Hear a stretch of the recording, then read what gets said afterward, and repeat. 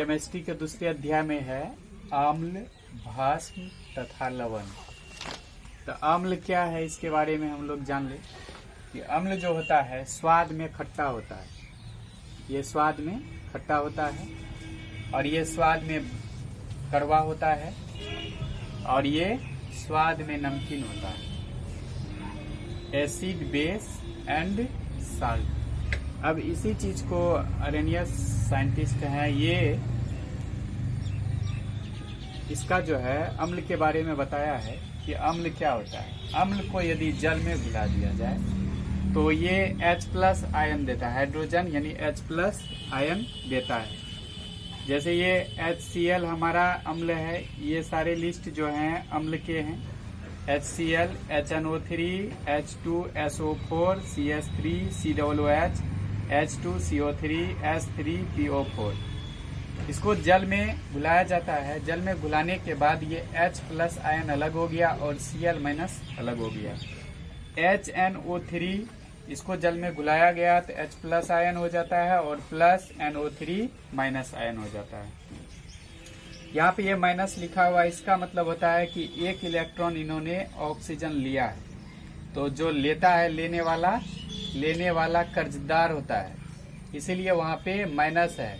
और इस प्लस के बारे में यदि जान ले तो ये देता है, देने वाला धनी होता है, लेने वाला कर्जदार होता है, कर्जदार होता है और देने वाला धनी होता है। तो ये लेने वाला कर्जदार होता है, तो यानी ये माइनस हो गया। और देने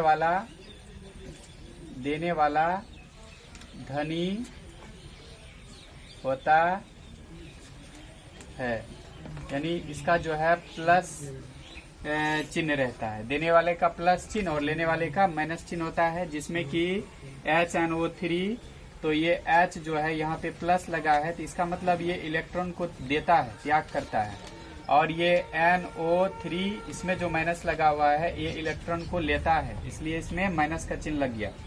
और H2SO4 की बात करें कि इसको जब जल में घुलाया जाता है तो H2 हाइड्रोजन यहाँ पर 2 ठो है, तो हाइड्रोजन 2 है, तो ये 2 हाइड्रोजन अपना इलेक्ट्रॉन को देगा। तो ये SO4 जो है ये 2 इलेक्ट्रॉन इनसे लिया है, तो ये 2 माइनस लगा हुआ है, तो ये कर्जदार हो गया। फिर चलते हैं CH3 COOH। अब यहाँ पे CH3 ये तो लगा हुआ है, इसमें H था, तो वो H जो है एक ही है, तो एक H है, तो ये प्लस का चिन्ह, यानी ये अपना इलेक्ट्रॉन इसको दिया, तो ये एक इलेक्ट्रॉन जो लिया तो ये माइनस का चिन्ह हो गया। फिर चले आते हैं H2CO3। इसको जब जल में घुलाया गया तो ये 2H+ आयन देता है, तो इसमें जो है ये प्लस का चिन्ह है यहाँ पे, और इसलिए दिया गया है क्योंकि ये इलेक्ट्रॉन को त्याग किया है O को। CO3 इसमें 2- लगा हुआ है, यानी 2 हाइड्रोजन जो है अपना इलेक्ट्रॉन दिया और इन्होंने 2 इलेक्ट्रॉन लिया, इसलिए इसमें 2- लगा हुआ है। H3PO4 ये इसको जब जल में घुलाया गया तो इसमें देखते हैं 3H, यानी 3 हाइड्रोजन अपना इलेक्ट्रॉन त्याग करता है। तो यहाँ पे 3 हाइड्रोजन त्याग करता है, तो ये ऑक्सीजन जो है 3 इलेक्ट्रॉन को जो है ग्रहण करता है। 3 हाइड्रोजन इलेक्ट्रॉन को जो ग्रहण किया, इसलिए इसमें 3- लगा हुआ है। इस प्रकार हम कह सकते हैं कि अरेनियस ने कहा कि जब अम्ल को जल में घुलाया जाएगा तो वो H+ आयन देगा, यानी ये इलेक्ट्रॉन को त्याग कर देता है और इसके बाकी जो यौगिक होते हैं उस इलेक्ट्रॉन को ग्रहण करके यौगिक बन जाता है, अपना स्टक पूरा कर लेता है। भस्म अरेनियस के अनुसार जल में घुलकर हाइड्रोक्साइड आयन देता है।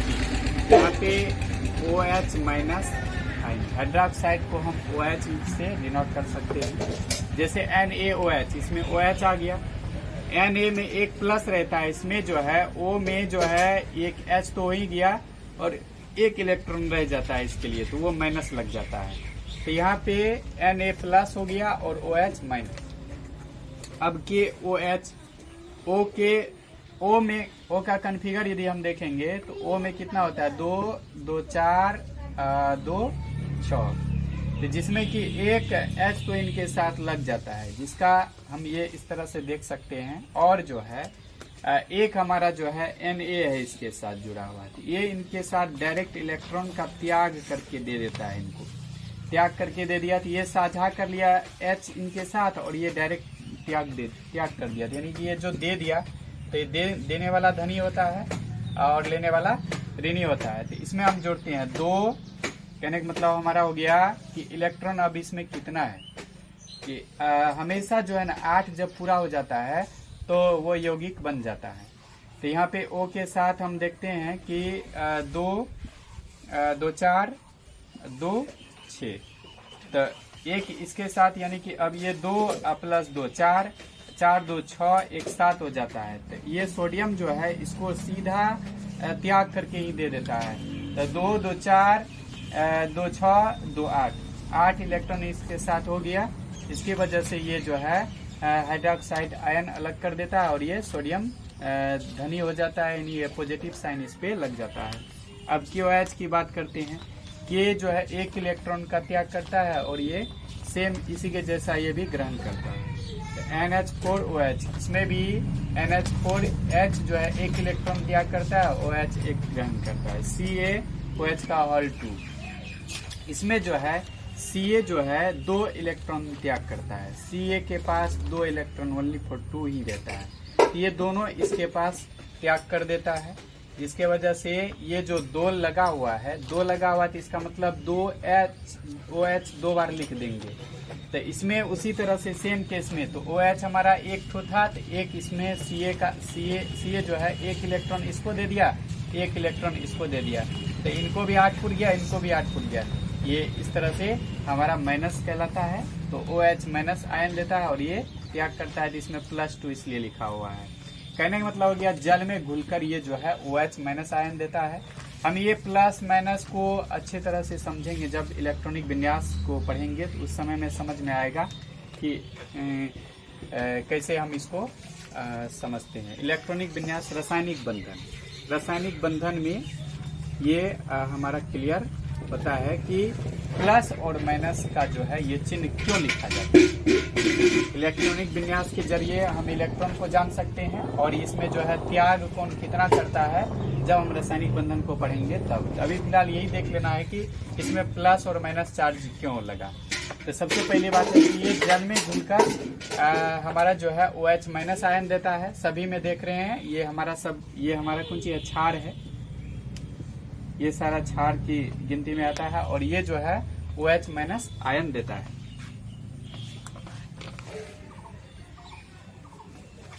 लवण मतलब ये साल्ट, इसको हम साधारण भाषा में नमक भी कह सकते हैं, जो हम लोग खाने पीने में यूज करते हैं, सब्जी बनाने में। नमक का जो है क्या यूज है, तो हम लोग जो है नमकीन कोई भी पदार्थ को बनाना चाहते हैं तो उसमें नमक डाल देते हैं। ये बनता कैसे है, अम्ल तथा भस्म की अभिक्रिया से लवण तथा जल बनते हैं। तो ये हमारा अम्ल हो गया, हाइड्रोक्लोरिक अम्ल, ये हमारा हो गया सोडियम हाइड्रोक्साइड, उसको भस्म बोलते हैं। ये बन गया हमारा लवण और ये बन गया जल। अब इसको देखते हैं कैसे कैसे इसका अभिक्रिया हो जाता है। हम लोग उभय विस्थापन पढ़े थे अभिक्रिया। ये एक H इसका और एक H इसका, तो H2 हो गया, इसके साथ O लग गया तो ये जल बन गया, और ये Cl और ये Na दोनों मिल करके ये अपने साथ अभिक्रिया कर लिया। तो अभिक्रिया करने के बाद जो है हम देखते हैं ये नमक का रूप ले लेता है और ये जल का रूप ले लेता है। इसी चीज को यहाँ पे लिखे हैं NaCl और H2O। इसका कॉन्फ़िगर वही रासायनिक बंधन में देखेंगे आखिर ये कैसे होता है इसका अंदर का। तो सबसे पहले हम थोड़ा सा इंडिकेट कर देते हैं। Na में 1 इलेक्ट्रॉन होता है और Cl में होता है 7 इलेक्ट्रॉन, ये हमको पता है। तो वहाँ पर जाएंगे जब रासायनिक बंधन में, तो इस तरह का चित्र है और इसको हम अच्छे तरह से समझेंगे। Na में 1 इलेक्ट्रॉन है तो ये दोनों आपस में साझा कर लेता है, जिसके वजह से ये जो है बना लिया एक यौगिक, और ये यौगिक जो है कहलाता है हमको लवण। H2O की बात करते हैं तो अभी हम थोड़ी देर पहले बताए थे इसमें कि 6 इलेक्ट्रॉन होता है। 1 इलेक्ट्रॉन H2 तो 2 इलेक्ट्रॉन ये साझा करेगा, त्याग करता तो ये सीधे पॉजिटिव हो जाता है, पर लेकिन ये त्याग नहीं करता है, ये दोनों आपस में साझा कर लेता है। साझा करने के बाद जो है ये बना लेता है जल। जल हो गया। तो उस समय में जो प्लस माइनस वाला जो दिखाते थे तो डायरेक्ट त्याग कर देता है, रखता अपने पास नहीं है। ये इसका कहने का मतलब हो गया कि दोनों काम चलाएगा। ये 2 इलेक्ट्रॉन से इसको भी हो गया पूरा, ये अपना काम इनसे चला लेगा और ये भी अपना काम इनसे चला लेगा। तो O के पास 8 इलेक्ट्रॉन हो गया। तो इलेक्ट्रॉनिक विन्यास के आधार पर पहला या तो पहली कक्षा में 2 होना चाहिए, यानी तो हम दूसरी कक्षा की बात करते हैं 8 होना चाहिए। 2 रहेगा तब ये इसका स्टक पूरा रहेगा, और 8 रहेगा तब ये स्टक पूरा रहेगा। ये स्टक क्या होता है हम लोग रासायनिक बंधन में ही अच्छा से समझेंगे इलेक्ट्रॉनिक विन्यास बना करके। लेकिन अभी इसमें यही हो गया कि अम्ल तथा भस्म की अभिक्रिया, यानी ये अम्ल है और ये भस्म है, दोनों को यदि मिला देते हैं तो ये लवण बना लेता है और ये जल बना लेता है।